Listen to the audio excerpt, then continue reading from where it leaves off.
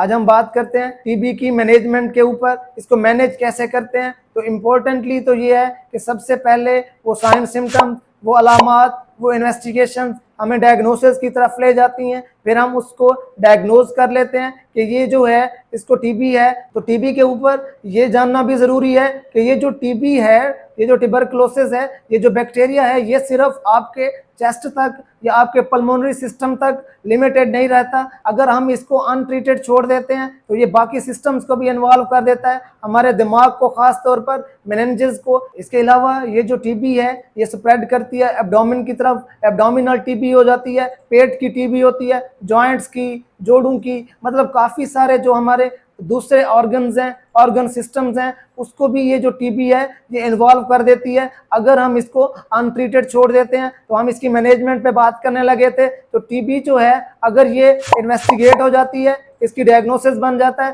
تو اس کے بعد جو ہے ہم اس کو ٹریٹ کرتے ہیں اے ٹی ٹی کے ساتھ، اینٹی ٹیوبرکلوسس ٹریٹمنٹ۔ تو اس کا ایک پراپر شیڈیول ہوتا ہے کہ اس کے مطابق ہمیں وزن دیکھنا ہوتا ہے مریض کا، پھر اس کے مطابق جو ہے ہم اس کو جو اے ٹی ٹی ڈرگز ہیں، وہ میڈیسنز جو ہیں وہ ہم نے سٹارٹ کرانی ہوتی ہیں۔ تو بیسیکلی جو بات کرنی تھی وہ یہ تھی کہ آپ کو جو ہے اس کی سائن سمٹمز کے بارے میں بتانا تھا، اور یہ بتانا تھا کہ یار یہ سپریڈ کیسے ہوتی ہے، تو اگر اس کا سپریڈ روکا جا سکے تاکہ، اور اس کے علاوہ اگر یہ علامات ہیں آپ کے اندر اور آپ کو یہ ہو چکی ہے تو آپ اپنی فیملی کو بچائیں، آپ اس کے لیے پریونٹیو میئرز کریں، آپ اس کے لیے ڈاکٹر کو اپروچ کریں، اس کے بعد آپ ٹریٹمنٹ سٹارٹ کریں تاکہ اگر ایک بندہ ایکسپوزڈ ہے تو باقی لوگ اس سے بچ سکیں۔ تو مین چیز یہ تھی۔ اب اس کی مینجمنٹ میں وہ آپ کا جو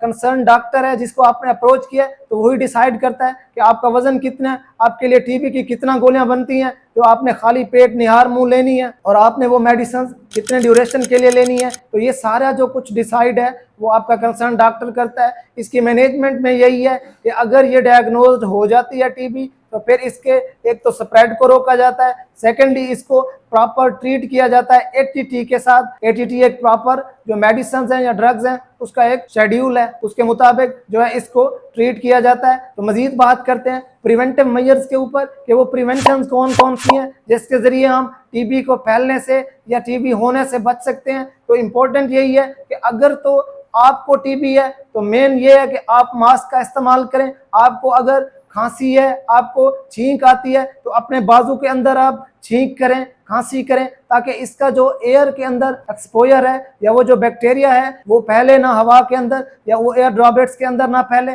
تو اس کی جو پریونٹیو میئرز ہیں وہ سب سے امپورٹنٹ یہ ہیں کہ جو بندہ انفیکٹڈ ہے اس کی زیادہ ریسپانسبلٹی ہے کہ وہ اس کے سپریڈ کو روکے۔ وہ اگر اس کو ٹی بی ہو چکی ہے پہلے تو وہ پبلک پلیس سے پرہیز کرے، وہاں پر جائے نہیں، اگر جاتا ہے تو ماسک کا استعمال کرے۔ اس کے علاوہ اگر ماسک نہیں ہے، کھانسی آتی ہے، چھینک آتی ہے تو اپنے بازو کے اندر وہ چھینک کرے، وہاں پر کھانسے۔ تو یہ ساری چیزیں تاکہ وہ اس بیکٹیریا کو سپریڈ ہونے سے روکے، اور وہ کوشش کرے اگر اس کے کھانے پینے کی چیزیں گھر کے اندر بھی اپنے باقی لوگوں کو اس کو سپریڈ کرنے سے روکے۔ کھانے پینے کی چیزیں اگر الگ ملیں اسے، جب تک اس کی ٹریٹمنٹ سٹارٹ نہیں ہوتی، جب وہ میڈیکیشن اس کی سٹارٹ ہو جاتی ہیں وہ بیکٹیریا ویک ہو جاتا ہے تو پھر اس کا جو سپریڈ ہے وہ اتنا متاثر نہیں کرتا، یا اس دورانیے میں وہ جو ٹی بی کا مریض ہے وہ دوسرے لوگوں کے اندر ٹی بی کو پھیلا نہیں سکتا۔ تو یہ چند چیزیں ہوتی ہیں جس سے ہم پریونشن جو ہے وہ اختیار کر سکتے ہیں۔ اگر ہم پریونٹیو میئرز یا احتیاطی تدابیر کو اپنائیں تو ہم ٹی بی کے بہت بڑے سپریڈ کو اس سے ہم بچ سکتے ہیں، اس کو روک سکتے ہیں۔